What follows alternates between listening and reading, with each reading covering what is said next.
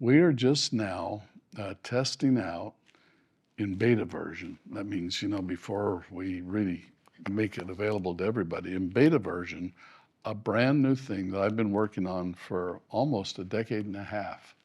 And it's called the Science Information System, SIS. If you want to look at it, the beta version, on the website, you go to sis.science.edu, and there it will be. And I'm going to invite any of you that would like to become part of the Science Information System. But this is a new place to publish scientific research and papers. Now, this is kind of a big deal, and it's been one of my pet projects for a long time. It's been a big project.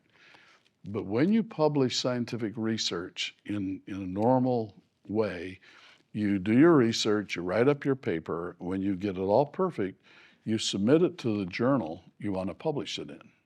There are a lot of different scientific journals that might consider your paper. When they get the paper, if they like it, if the editorial people like it, they send it usually to 3 experts to have it peer reviewed. These are your peers. They're going to do peer reviewed. The journals that really matter are peer reviewed. So they're reviewed by someone else in the field, so you know this isn't just crazy wacky stuff, that you really are doing something interesting. So they send it out for peer review. And finally, about a year after you submit your paper, if the peer reviewers like it, they publish it. So what that means is, if you're doing cutting edge research, by the time it gets published, it's already a year old. And I thought that's not necessarily good. Another thing is, I found out, having started one of the journals, I was one of the founders of the International Association for Hydrogen Energy, and we've been publishing a monthly journal for like 40 years. But when you publish these journals, you get so many papers that you can't publish them all. And so, unfortunately, when it goes out for peer review, it becomes very political. If you want to publish something that goes different than the leading theory in your field, you might not get published. And so I thought, I want to reinvent journals. I want to do something brand new that'll shake up the whole world. So we created what we call the Journal of Science. It's a brand new journal, and it's the journal I'm going to publish my paper in. By the way, I've already published 3 in there. This will be my 4th paper, and it's so new the ink hasn't even dried on it. Okay, but it's an online journal. But this is how the Journal of Science works.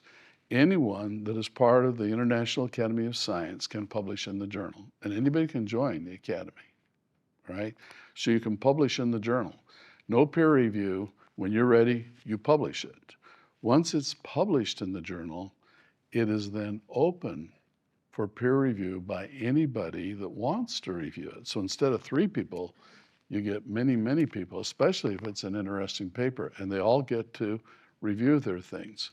Now, one of the things that's really embarrassing if you're a scientist and you do some research and then you find something really interesting, so you write a paper, you publish it, and it gets printed in paper, you get the journal and you read it, and then some freshman at some university or junior college finds you made a math error. That is so embarrassing. In the Journal of Science, if you're the author of the paper, you can go in and edit your paper and release a new version. You can't delete the old one. We keep a historical record, but you keep putting out new versions. One of my papers is now a month old, and I've revised it 4 times. Yeah, math errors 4 times? Or what? How was? You're really having quite a day. We're going to get her enrolled in social emotional here soon. But the idea is that by being able to continually refine your paper, it's like these papers become living, breathing things. So this paper, I will continue to refine for the rest of my career. So it'll always be my latest thinking on this particular subject. I think that's going to change science.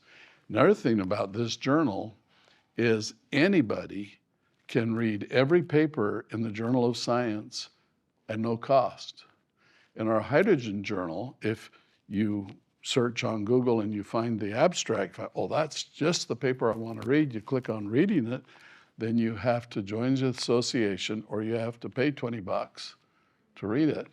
Well, I think that that information ought to be available for everyone. And because of that, I think this is going to become the place to publish. That's exciting. So that's kind of my goal. Yeah. But the Science Information System, besides having the Journal of Science, it also has the Encyclopedia of Science. And this is kind of like Wikipedia, only it's focused on the subject of science. And in Wikipedia, I put together some nice articles for Wikipedia on hydrogen energy, and then other people just came in and edited them, messed them all up. And I did it several times. I mean, what a waste of time.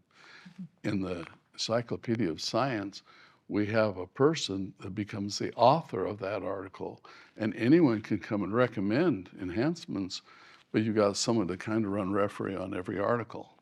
By the way, if anyone wants to be the editor of an article in the Encyclopedia of Science, you can go in right now and sign up for it, because we're open to that, and it's kind of exciting. And then the third journal is the Registry of Science, and this is kind of like the who's who in science.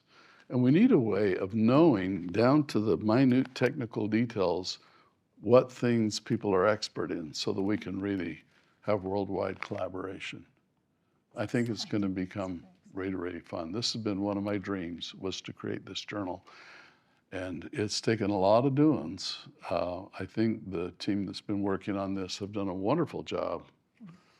Captain's right over there, isn't he? Yeah, and I'm really proud of him. It's a beautiful thing. It'll take another, maybe 90 days for us to just really feel like we've tested it. And then we're going to start really telling everybody about it and tooting the horn. But this is a project that I've been interested in for a long time. I found out that there were, I took a trip to India. And when I was in India, I found that there are more PhDs in India per capita than any other country in the world. And those people love education, but they told me that it's very hard for a person from India to get their research published in the main journals.